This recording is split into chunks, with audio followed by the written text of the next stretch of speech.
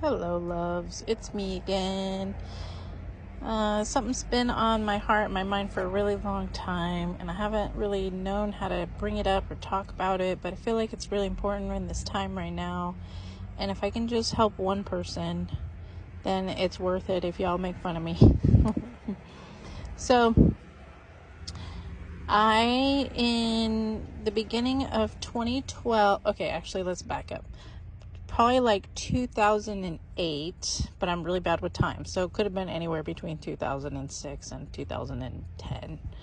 I was going through a divorce, and I had 2 young children, and of course I was under a lot of stress. So at that time, I just blamed it on stress. So what happened was, for about a year straight, every time I would go to sleep, I would have a dream that picked up from the place that it left off the night before.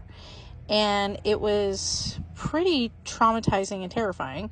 And again, I blamed stress. I've just been treating myself for PTSD for many years. Even now, I look back and realize that some of the things that I was attributing to PTSD was really lupus. But anyways, that's a different talk that we'll have another day. So going back to these dreams, they were constant natural disasters at first.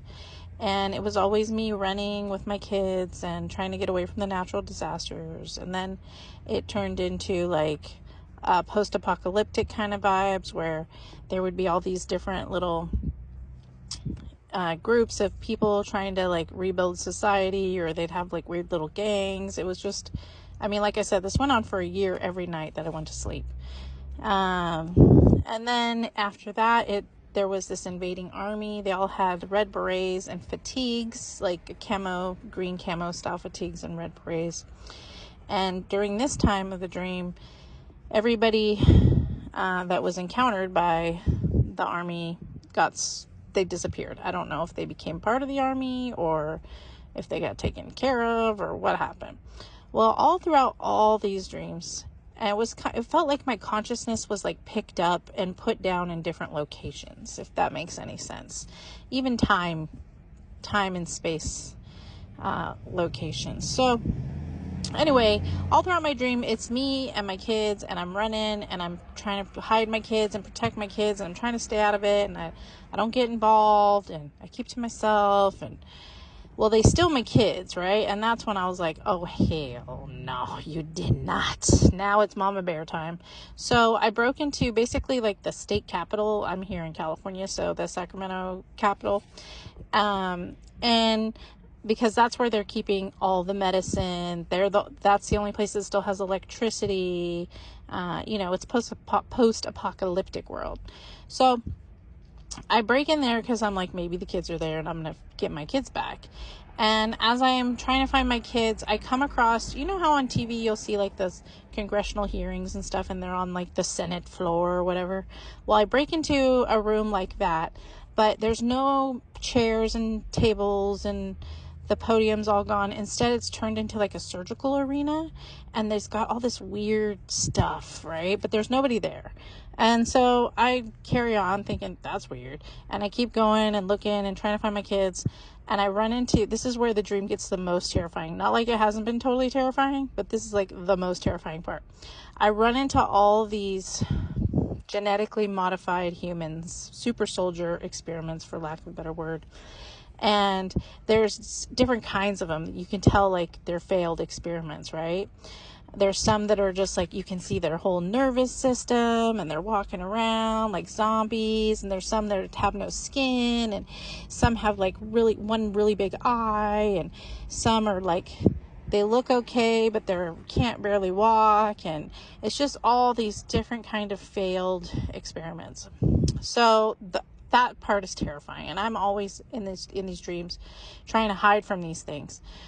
Well, eventually, throughout the last part of the dream, I'm hiding all over the state capitol building trying to find my kids. Well, they get those little zombie GMO people, they get me back onto the state capitol floor, and they surround me, and I think that this is the end, right? And I wake up totally terrified. Well, the next day, the dream picks up, and it turns out that they actually all were on my side. They totally helped me save my kids and escape. And that was it. The dream stopped after that. And so at that time, I just, told myself, oh, Amber, that's just stress. You're just under a lot of stress and you're worried about your ex-husband, trying to take your kids, blah, blah, blah. Divorce is never pretty. Everybody's ugliest self comes out. So that's what I chalked it up to. Well, fast forward to Fukushima. Y'all, Fukushima broke me for like 3 months. I literally saw the first scenes of my dream on the news when Fukushima hit. And after that, I saw multiple things on the news. And after that, I stopped watching the news about the time the Haiti and the dirt cookies stuff happened. But for 3 months, I was just terrified. I went through this thing, my poor kids. I tried to be chill, but I became the mom from Terminator, and we would play all these games about wildcrafting and survival, and I'd make them watch survival shows with me, and I'd quiz them on which of these weeds are edible, and let's go camping, kids, and because I was trying to prepare them for the apocalypse, which I literally saw in my dream. So there's a part 2 that's more uplifting, but I just want to let you know that no matter how scary it is and how scary it gets, the best part of this dream is to realize that even the thems, the monsters that you believe exist, they know deep down what's really good, and they want to protect the children, and they want us to all be happy, and they know that what's being done to them, how they've been manipulated, how they've been altered, all that they know is wrong. And you might think that they're a monster, but really they still have their humanity deep down. And it's that humanity that we need to focus on and connect with and rally around. No matter how much our differences are, and no matter how scary we think people are, it's been engineered that way, if that makes sense. So I hope that gives y'all some peace, loves, and I hope you have a great rest of your day. Bye.